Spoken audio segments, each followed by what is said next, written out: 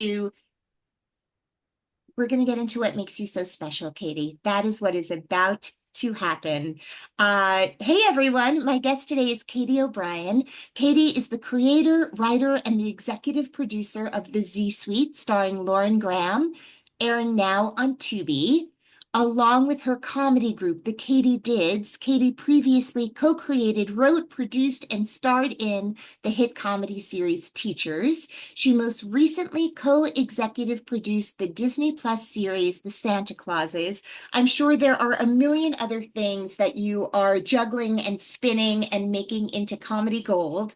And Katy O'Brien, welcome to the podcast. Oh my gosh, thanks for having me. It's great to be here. It is great to see you on this lovely Tuesday in February. I just had the great privilege of watching a couple of episodes of the Z Suite, and it's always thrilling to see an actress that you know from one thing, Lauren Graham, we are speaking of, completely transform into a new character. And I want to talk to you about how you went from sketch comedy group person in Chicago to now basically running Hollywood. How did that happen? Well, thank you for that. Go for Katie. Yes. Yeah, we're gonna go for it. That yes, it's kind of one of those things. Okay, so yes, I started doing sketch comedy in Chicago, and I don't know, growing up, I was just really obsessed with improv and sketch comedy. And I'm originally from Omaha, Nebraska, and I saw a Second City show in high school in Chicago, and I just fell in love with it. I was like, oh my gosh, this is the thing. Like, this is what I want to do. And so I became really fixated on just getting to Chicago and doing improv there. And so I did. I ended up moving there and doing improv there during college. And then it was a lot of performing and doing, shows and a lot of shows at midnight. And then it was just a lot of trying whatever would work to kind of pursue this. And then while I was there, I met a bunch of other women named Katie. There were a lot of Katies in the improv scene, and we created a comedy group called the Katydids. And we decided to do a web series called Teachers, where we would do sort of like 1 to 3 minute sketches online about being elementary school teachers. And it ended up selling as a TV show. So that's how I sort of segued from improv and performing to then what I'm doing now.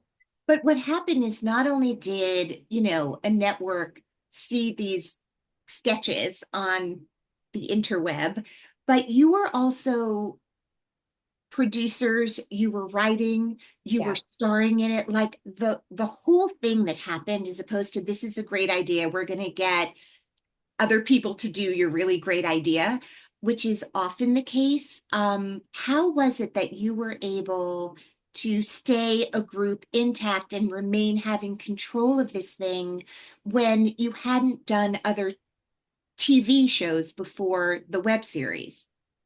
Yes, a lot of really hard work and luck and a little bit of faith. So we, had been writing these, and actually when we first set out to do the web series, we never had any intention of it ever being anything more than a web series. I was planning to move out to LA from Chicago to pursue acting. The other Katies had other goals. One was an elementary school teacher at the time. So we were writing these, and when we first were sort of approached about selling it as a TV show, we assumed we would never star in it. I mean, we were like, oh my gosh, this will be so great. And like, if we get to write on it, that would be crazy. Like, we never in a million years. And so I think we were super fortunate that when we sold the show, we sold it to TV Land, which at the time was rebranding to be a comedy network. And we were so lucky that they were like, no, no, you guys are the show. Like, we're buying you and we're buying your voice and you as actors. And so we were really, really fortunate because I think I can't speak for the other Katies, but I know I went into it thinking, oh, if I could just write on it, like this would be great. I never thought we would actually be in it, but it kind of was a crazy scenario because I personally had never written for TV before or done anything like that. I had just written sketch. So it was a huge learning curve for me then being on the show and having to figure out like, oh, this is a completely different medium. This is a completely different thing than sketch comedy. Did you have someone sort of like a a Jimmy Burrows type person, like a seasoned person who was like, okay, this is how you sketch out an entire season's arc, right? It's not just 3 minutes for each person. Obviously, you all knew your characters really well by that point because you Yes. were the characters and you had come up with sort of the thing that made each of them individual Katies as opposed to, all the Katies. Right. How did you, I mean, I don't want to get too in the weeds about it. And I also want to get now you have your own show that is not all the Katies doing it together. But how did you sort of do a crash course in creating that much content? I mean, it went on for many seasons, so it was, which is also incredible. Uh, like, how did you learn how to stretch the 3 minute thing into these episodes that then became seasons? We were, it's funny because when at the time, I remember thinking, oh, this is so easy. Like, you just do more jokes and make it longer. And we were really lucky at the time that we got paired up with really great showrunners, Ian Roberts and Jay Martell. Both of them were show running Key and Peele. And so there was sort of a similar sketch background where they had worked with Jordan Peele and Keegan Michael Key. And so then they came over with us and they really helped us sort of like take like, okay, these are these characters, this is the world that we're in, but like how do we build this into a narrative? And it really was a lot of just like retraining my brain because at the time, and still my brain will default to this. My brain thinks of heightening, where it's like, okay, let's just keep heightening a situation or really going for the joke and or the bit or what would be a very like sketch idea, as opposed to what is the story that we're telling? What are these people feeling? What are these relationships? So I sort of had to like keep retraining my brain to be like, okay, no, no, no, I got to go over here in this lane. So it took a little bit of time, but also we were really fortunate because we had each other. And so we were collaborating with each other and bouncing ideas off. So Ian and Jay were really great. We had each other. We sort of just, it really, that show really was a master's class in TV. And it was, I mean, it was just the best job I've ever had. I loved that job. It is truly, I mean, 30 Rock is another example of people who love Mhm. working together, creating, a workplace show where you are responsible for creating characters that people and storylines that people want to come back to every Yeah. week. Yeah. And I mean, just reading about this, the idea of like all of these women friends who Hmm. are doing something out of pure love and passion and really like the alchemy, like the magic. I mean, obviously the funny, like, hey, you're all named Katie, you should all meet each other. Like already that's funny and Yes. rare. But that all of you are in Chicago at the same time. You're from Omaha. The only other person I know is the actor Andrew Rannells, who comes from Yeah. I uh, mean, I don't know him. I'm saying that like I'm like Andrew. yes, Yes. he's From the Omaha. greatest. He was one of my early podcast guests when I just had all friends on to get the thing Oh, that's going. great. Um, but did you go to Chicago for college knowing that that's like, the epicenter of comedy? And how did that sort of, how were you aware of that? I did, but I had a really roundabout way of winding up there. So I saw a Second City show in high school, like I mentioned, and I just became obsessed and very fixated. Like I couldn't stop thinking about it in high school. And like even on early, like, when you're graduating and you are writing these things and people are like, what do you want to do? My thing was always like perform at Second City. I was, and other people were like, neurosurgeon, dentist. And I was like, Second City. Like I was just so fixated. And My mom introduced me to Second City, and my mom was very into comedy and was just sort of like a student of it herself. I think she was always reading about it and interested in it. And growing up, I would watch SNL, or Christopher Guest was a huge influence for me, like those films, Best in Show and Waiting for Guffman.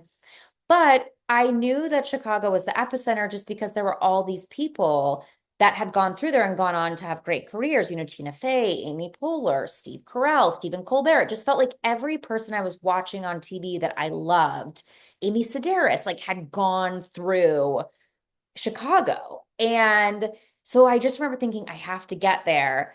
But I ended up going to school my first year of college to a really small school in Minnesota called St. Thomas.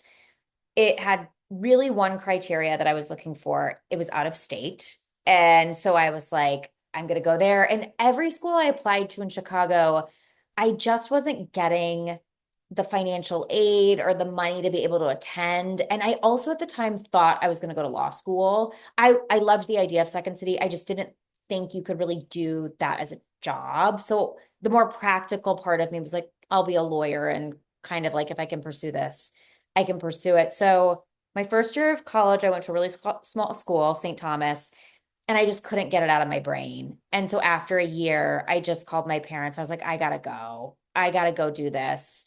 And they were so supportive and they were like, okay. I think they were sure. But they were so supportive, but they were like, they were like, you can go to school. Or I mean, you can move to Chicago and pursue improv. But they were like, you do have to go to school. Like you have to go to school. So I was like, all right, fine. So I enrolled at the University of Illinois at Chicago and then just performed. So really my college was IO and taking classes at Second City and performing. My college was the city of Chicago and improv. I just was going to school on the side to get a degree to sort of fulfill that. And for Second City, like just for people listening who love comedy but don't understand, Mhm.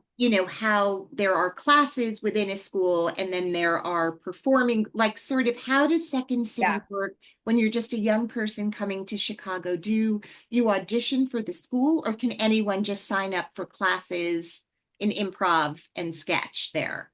It might be different now, but at the time, I remember you just sign up for classes and you go through the classes. And I think at the time there were 5 levels, if my memory serves me. And I didn't do all the levels at Second City. I did at IO and I performed at IO. I started classes at Second City and then I started performing at IO and just kept performing there. But at Second City and IO, you sign up, you take the classes, and then there's usually some sort of graduate performance level. And then from there, you can audition to be on a team.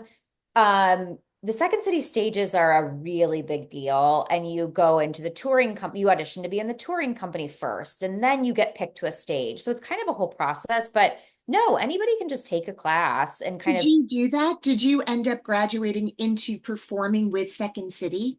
I did not. So when I was doing, I took classes at Second City and I was taking them at IO at the same time. Is And IO just a regular university that had sketch comedy? What's IO? oh, IO stands for Improv Olympic. Oh, But I'm sorry. I no, thought you're like fine. Indiana Own University. I was That completely that's a norm. That's what I would have thought too. No, you were right to think, is this a real university? got confused. Yes. It's an improv place. But yeah, it stands for Improv Olympic, but then I think the actual Olympics sued them. And so then they were like, all right, we'll just go by IO. But Got it. it's a lot like Second City. Okay. I understand And now what's happening because I got yes, a little I got derailed in my own brain. Understand. no, no, you're Yes. fine. But a lot of the same people that had gone through Second City went through IO, Amy Poehler, all of them. So I just started performing at IO quicker. And Okay. so I sort of, and then I was sort of doing, I did a Broadway in Chicago play for a long time. So I was just performing elsewhere. So Second City, a bit like it was interesting. That was the initial thing that got me there, but, or to Chicago rather. But then I think I sort of realized, oh, these other places I'm performing quicker, so I'm going to stick here. And so I never did the whole touring company or any of the stages on Second City. Okay. And and then we're going to move on. When you get to Chicago, do you know anyone? Are there people like, do you have a phone number? Like, What does that look like for young Katie? I knew one person, no, two people. I knew two people, my dear friends who are still great friends, Annie Boyle and Katie Rossiter, were going to DePaul. And so I roomed with them. And I think literally the first week I was there, like went to IO and went to Second City and applied for a job and did not get a job at either. But I remember going to Second City. This was a real misstep, but it made sense at the time because I was like, it's a job. Like I did get a job interview at Second City and I showed up in a business suit. And I think the guy was like, oh, like this is not. And I was so desperate. I mean, I was so eager. Like I had been trying to move there and trying to do this and wanted to be in this building. And I was in a business suit and he was like, can you pick up a keg? And I was like, I'm willing to learn. Like, of course, like all this stuff. And he was so kind to me and he was like, I'll let you know. And I just remember saying to him, I will do anything. I was like, I will work here for free. I was like, whatever you want. I was like, I will sweep. I was like, I will do anything. And rightly, I mean, rightly so, he never called because I think my energy was so off-putting. But I just wanted to be there and Well, be you were at Mecca. Like this was the thing you had loved forever, and you were ever. in the building, and it must have been like your brain was exploding. Yeah, like my nails were in the walls, and I was like, don't let me leave. Like, but like I'm not leaving. I know when you're faced with a young woman in a Ann Taylor business suit, it's a little like I get it. I totally get it. But so yeah, I signed up for classes right away though and just started meeting people that way. How quickly after the web series that you guys, the Katydids did, um, did this miraculous, incredible miracle happen of getting your, like how quickly did they find you? I think I think maybe the first 6 months, my memory could be wrong, but I think maybe the first six to 9 months, it was getting traction online quite a bit. And I feel like one of the Katies was repped at WME, which was such a big deal to us. We were like, oh my gosh. So And that's people who so don't, real and grown up and fancy. Yeah. yeah, we were like, oh my gosh, she has an agent. Mm. And they started to package it and talk about it. So I want to say I moved out to LA in 2013, but we did not, well, yeah. So I think we packaged it. And actually, interestingly enough, we were packaging the show to sell it. Allison Brie, the actress and producer, was lovely enough to come on as an executive producer for the show. And we were getting ready to take it out and pitch. And we were going to pitch to all the places that seemed, like you would pitch to. FX, Comedy Central, at the time, IFC. And we were getting ready to take this out. And TV Land at the time was rebranding to be a comedy network, and they called WME and said, we are looking for a broad city type of thing, or do you have anything in this wheelhouse? And WME was like, we do. We have this thing called Teachers. Yeah. And sent it to TV Land, and TV Land said, we will do a pilot. And so we got a phone call basically saying before we pitched, they are willing to buy this and do a pilot. And at the time, we were sort of like, do we do this or do we still go and pitch this and like take it around? And our agent at the time, Alec Botnick, was like, look, you can go pitch it. And he was like, you can pitch it to all these places, but he said you'll be competing with tons of other pilots, and these are star-driven pilots that will have names attached to them. And he said TV Land picks up almost all of their pilots. And he said, and you would have an actual shot of like getting on the air. And so he was like, if I were you, I would just take this. And you And it so we happened. did. Yeah. Yeah. So I think it was a year after I moved to LA, that happened, which You was know this is not normal, right? You understand the words that you are saying are not normal words. I, at the time, I thought it was so normal. And I was like, this is how Hollywood works. Yeah. And I was like, how could it not work this way? And then when the show ended and I was hit with reality, I was like, oh, right, right, right. None of that was normal. It was so abnormal. Everything about it was abnormal. And I will say along the way, everybody made a point to be like, exactly what you said. They were like, this is really insane and this will never happen again, right? And I think actually now I am so aware of that and I'm so grateful. And I look back on that time and I'm like, this was insane that we were six friends and got this opportunity and that it worked and we sustained the show for 50 episodes. It's absolutely insane.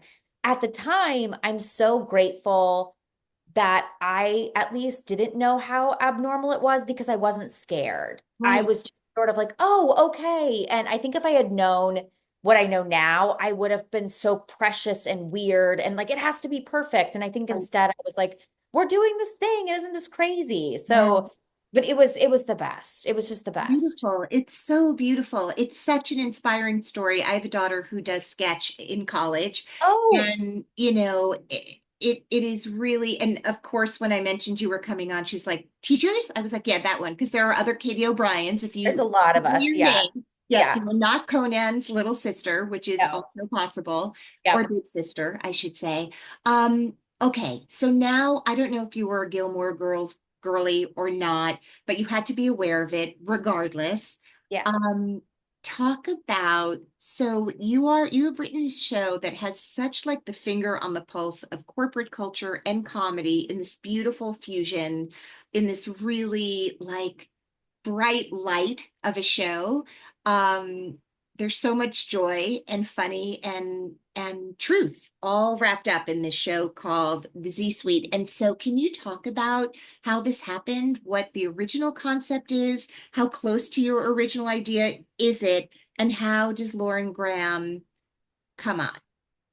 Yes. So I was a huge Gilmore Girls fan. And that one year that I went to school in Minnesota, I was so depressed. The school I went to is a really great school. I met really great friends there, but I was so depressed because I was so fixated on getting to Chicago and doing improv.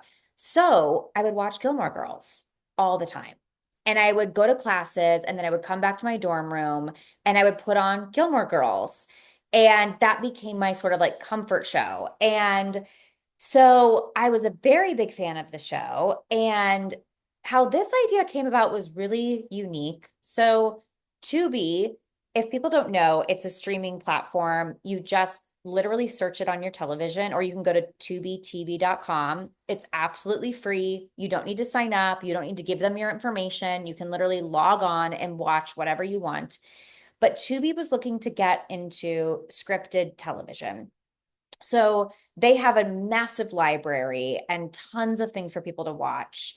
And they're very interesting and very cool. They have behind Netflix, they have the most subscribers of any streaming platform. And so they were looking to sort of get into the scripted space and they were meeting with writers and they had sort of like two ideas they were floating around that they wanted to explore. They really wanted to explore a workplace comedy and advertising. And then they wanted it to deal with different generations, particularly Gen Z. And so they were meeting with writers and reading writers and they read my material and I went in and met with them and we sort of chatted about what they were looking for. And then I came back and I pitched this show and they decided, I mean, in an absolutely crazy way, they decided to go with me. And so we did a pilot. I wrote a pilot. And then when we were talking about actors that could play Monica, the main character, I didn't really have an idea of anybody in mind. I sort of just wanted a really smart and fun and funny woman. And I am going to be really honest with you. I have no memory of how Lauren came about in this project because I think I blacked out. I don't remember getting a funk. I just think my brain couldn't really comprehend the information. And so I think we just blacked that out. But I know I got on a Zoom with Lauren and I was really nervous to meet her because I had just read her book too. She's a really great writer. I had just read her book and I got on a Zoom with her and I remember being really nervous because I was such a fan and I was like, oh no, like what if she's not like what I think she is? Like what if, Like the never meet your heroes sort of. Yeah. yeah, I remember thinking, oh boy. And I got on Zoom and she is she just is the coolest, loveliest, smartest. She's everything you would imagine and then some. And I chatted with her, and she's a wonderful writer and a great collaborator. And I said to her, I was like, I would love to collaborate with you on this character. I would love to work together. And she has such great instincts. And so I was so lucky. And she said, okay, I'll come on board and be an executive producer, and I'll do this. And so that's how she got involved. And did you guys, once that happened, was she involved in sort of the casting process? Did she sort of want to be in the room and read with people? Well, there's no in the room, I guess. Was everyone cast on Zoom? And can you talk about the world of self-tapes? Obviously, you're also a performer, so you know what it's like to try to light and learn and do all the things we have to do now to produce a 4-minute film that is our audition. So I would imagine there's like tremendous grace on the other side of the table because of your sensitivity to all that. But can you talk about, I think it's really interesting for listeners. Obviously, so many people just listen because they're fans of entertainment, but many people listen because they're doing it themselves. Hmm. Um, as a receiver of so many self tapes, can you talk a little bit about what the casting process was for this? Yes, the casting process, we had a really great casting director here out of Los Angeles, Julie Ashton. And the casting process was we had Lauren had come on board. The character of Doug, I always knew I really wanted to be Nico Santos. Like I was sort of like it's got to be Nico or bust. So we never auditioned for that role. Luckily, Nico responded to the material and came on board, and he's a dear friend, and I had wanted to work with him forever. And then we initially did do self tapes. And so for people who don't know how it works, our casting director receives all the self tapes, and then they sort of filter through the ones that then get sent on to the rest of us. And Lauren was involved in the casting process. And, we would watch these self tapes. And I mean, I first am so grateful to anybody who sent in a self tape for this because, like you said, I know how much work goes into these self tapes. I don't think we should ever self tape again. I think this is my personal opinion. I just think it's far too much to have actors do. I think it is, I never had enough storage on my phone when I was self taping. I never had the right background. I didn't have a professional background. I didn't have professional sound. I didn't have professional lighting. So every self tape I ever did and turned in looked horrible. And because you're asking actors to basically be tech people, lighting people, sound people, and know their lines. It's just, I think it's like I know the hours that go into memorizing these auditions, and then the hours it takes to tape, the hour it takes to upload. Like, this is a full thing. So, we initially did do self tapes, but I am a very big proponent of like, I have to see what people are like in person. I have to like know if this is going to work. And because this is very ensemble based, we did do a lot of callbacks in person because I wanted to meet with them and talk with them. And they came into the writer's room, and we just had them come and do their callbacks there. And then for testing, we sort of did longer work sessions where we had a bunch of actors come in for the Gen Z roles. And we sort of mixed and matched all of them in a big auditorium and would have them go up and read and have them come back. And then we ended up testing them on camera there. But the self tape process is really interesting because off tape, I thought I knew who the cast was.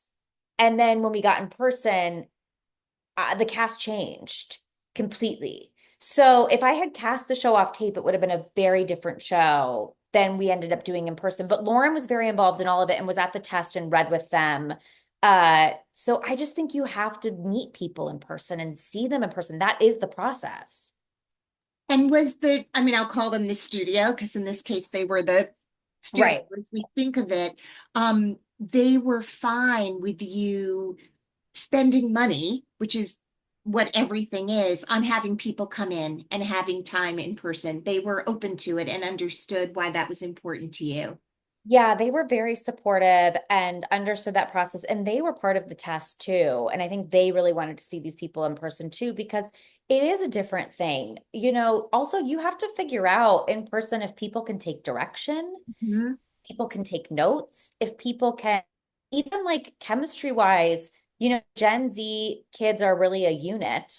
And you have to figure out if these people can play with each other and if they have chemistry. And so the studio with Tubi, who was the studio and network, they were very, very supportive of that. And just one more question. Was there anything on any of the self-tapes? Because it sounds like some callbacks did happen from the self-tapes, and then other people were just brought in straight away to be humans in a room with other humans. When you think about I mean, it's a while ago now, but when you look back to sort of the self-tape process, the ones that you did call back, again, understanding that they were already filtered to a certain degree, and there's some, the word isn't bias, but some passion that the casting director had in Yeah. seeing either they were fans of the people before or they saw something on the tape. When you look back, is there anything on the tapes that you're like, actually, I'm going to steal that as something for myself going forward as an actor doing a self tape that you remember? Yes, there was one girl that I was so impressed by, and she was incredibly talented. She essentially, part of the audition was in the pilot episode of the Z Suite. Kriska, who is sort of like the main Gen Z.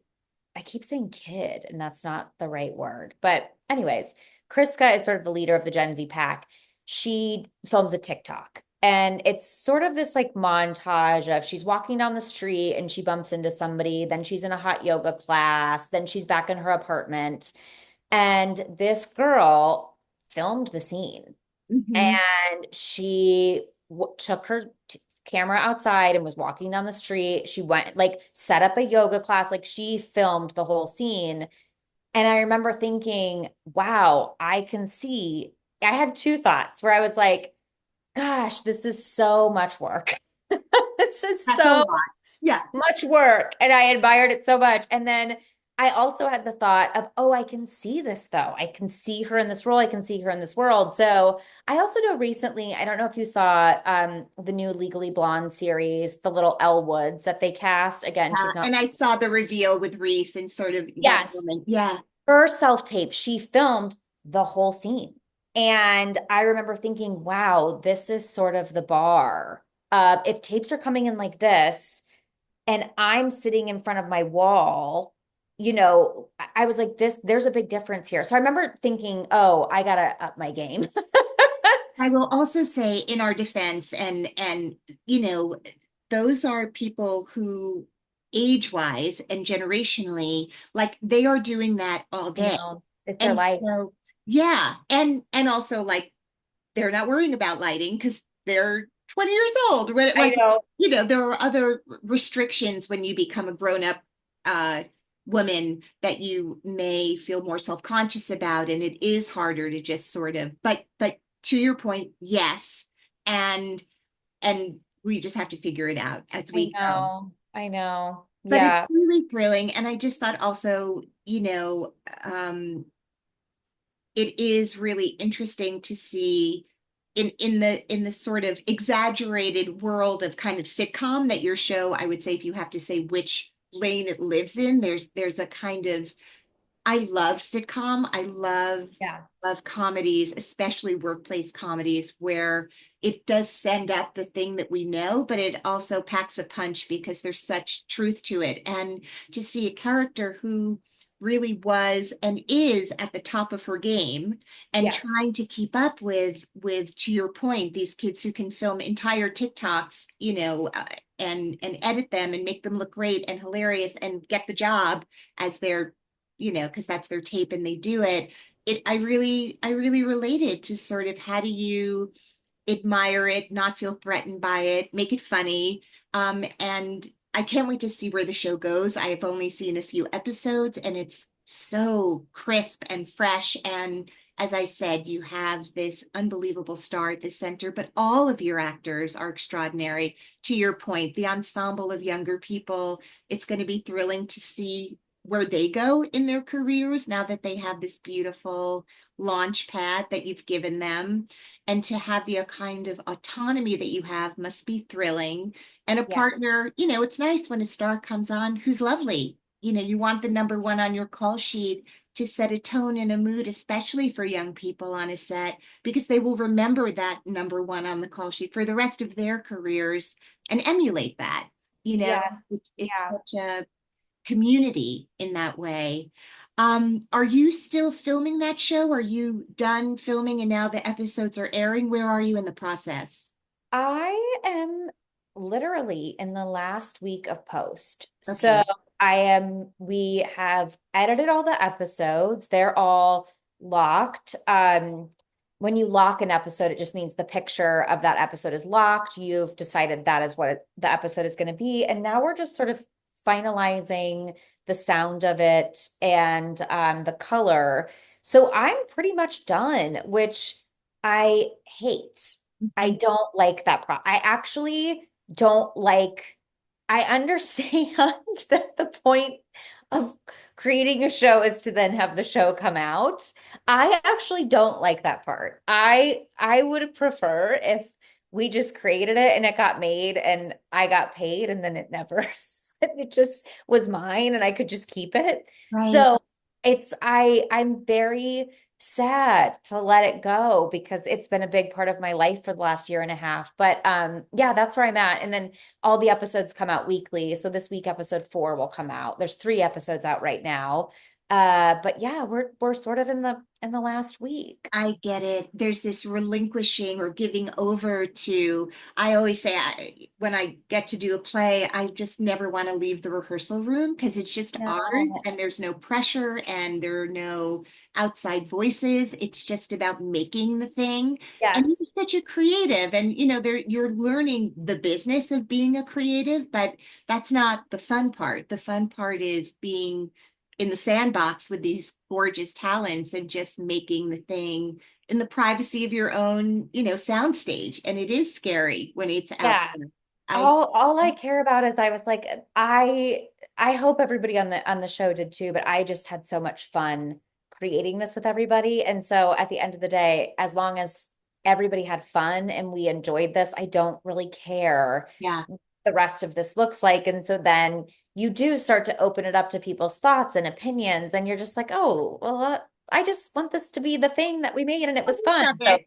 Yeah, I know, yeah, it's like, well, I love it. So, but yeah, yes, it was, and you know, you become so close to these people and you love them and you see them every day and you're all sort of in the trenches creating and you get into this flow state that becomes intoxicating and to sort of let that go and come back to reality is hard. It's depressing. I know, I know. You're like, wait, you're my family, and I know. And why aren't now we you're getting not my dinner family. Yeah. Mhm. anymore? I know, like I mean, everybody would be totally open to it. But every night I want to text her and go, where are we going to dinner? Yeah. Do Are you we guys want to come going? over? Yeah, I know. Yeah. But what? Okay. Oh, you have your own thing. Oh, Sorry. you have a family? Oh, you Okay. have an actual partner. Got it. Weird.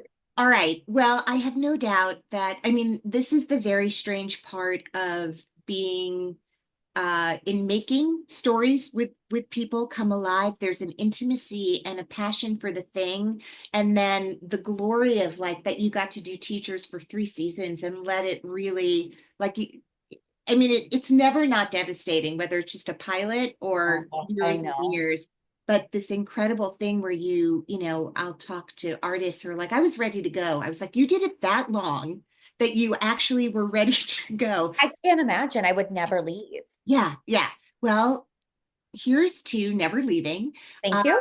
and I feel very strongly that whatever happens with this show, there are many more in your future. Because now, unlike the first time where it was like, how do we do this? This is magical and fun.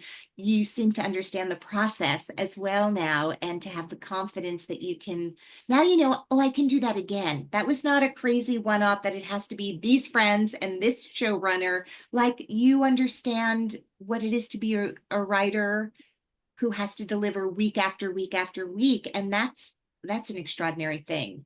um so congrats on sort of like the kid in Omaha who was like, I'm gonna do this. that is no small thing, and you're doing it. It's so incredibly inspiring and beautiful.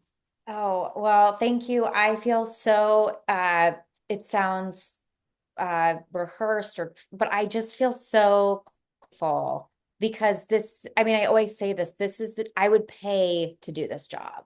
I mean, I would pay to do this job. Like, wait a minute. I know my literally the every time thank God I have a lawyer because I Okay, would every fine, Katie. negotiation I would have, I'd be like, so I'll pay you. Totally. I'll pay you And to do yes, this. I'll bring all the snacks. Like, Yeah, what do you I'll will use my house and but no, I just feel really grateful because it's at the end of the day, it's the coolest job ever where it's like I get to write comedy with people I love and people watch it. Like that's crazy. So I feel really, really lucky and I hope I can do it for as long as they'll have me. Yeah. do you have other, I didn't read Deadline today. Like, are there other projects you already have set up that you can talk about? I don't have anything I can talk about, but I do have other projects in development. Where they will go, who knows? They're just sort of in that magical development world where it's like, will this continue? Will this die? Will you work on this for 7 years? So I don't know, but I really can't sit still. So I'm sort of always in the mix and I just like doing it. So hopefully there will be more stuff, but right now, nothing that's concrete enough for me to talk about. Well, we will tune in next week to see what happens Thank to you. Katie O'Brien's projects. In the meantime, before I let you go, is there a little known fact that you can share about yourself? Oh, a little known fact. A little known fact. Give me examples of some of your favorite or like the most interesting little known facts you've I gotten. mean, there's things like I can only sleep all night long listening to NPR on my AirPods. Or not when I say I mean me and Torture. James. That's torture to me. Um, Ethan Slater of Wicked fame Of was course. like, okay, this sounds so crazy, but one of the biggest, because he had shared so many things in our conversation, like he'd already been in The Wizard of Oz as a kid. Yeah. But he was like, one of the biggest, most traumatic things was when I went from like playing baseball at summer camp every year to become he changed the sport that he was most known for, and sort of like the trauma in the decision and sort of the French, like it can be so small and silly, or I'm allergic to, like it doesn't matter, it can be anything. It can be anything. Yeah, Okay. A little it can known. be all three of those things. You only listen to NPR. Could you imagine if I just repeated all of those? Where it's like, here Like are my known I facts. started playing lacrosse and it really upset Oh, my lacrosse volleyball is friend. such a cool sport. Lacrosse is such a cool sport. I could never. A little known fact. I don't know why I'm making this so hard. Okay, here's my little known fact because I don't think I would look like somebody who did this. So I'll give this. Okay. This past year I hiked Mount Fuji and I loved it. And I think my little new thing, watch me say this. Well, I kind of got really into it and I was like, oh, maybe I become this person that goes to like Kilimanjaro and does these things. I probably won't be, but that I hiked it with my brother and I had the best time ever. That's my little known fact. It was way harder than I thought it was going to be. But it was incredible. Well, you're the first person out of hundreds and hundreds and hundreds of conversations that used Mount Fuji as their LKF. So, you know what, Katie? Congrats on that. Thank you so much. It was that, or I'm the oldest of five kids, and the oldest of five kids seem really boring. So, yeah, we'll go with Mount Fuji. All right, Mount Fuji. Thank you for being on the podcast today. Congrats on all of it. And I hope you'll come on again and we can hear about like the new iterations of creativity that are happening in your office or wherever you are. So have a great day. Thank you for Thank being you so here. much. Thank you. I appreciate it. So nice to meet you. Oh, it's so nice to meet you. Hang on one second. Let me just stop.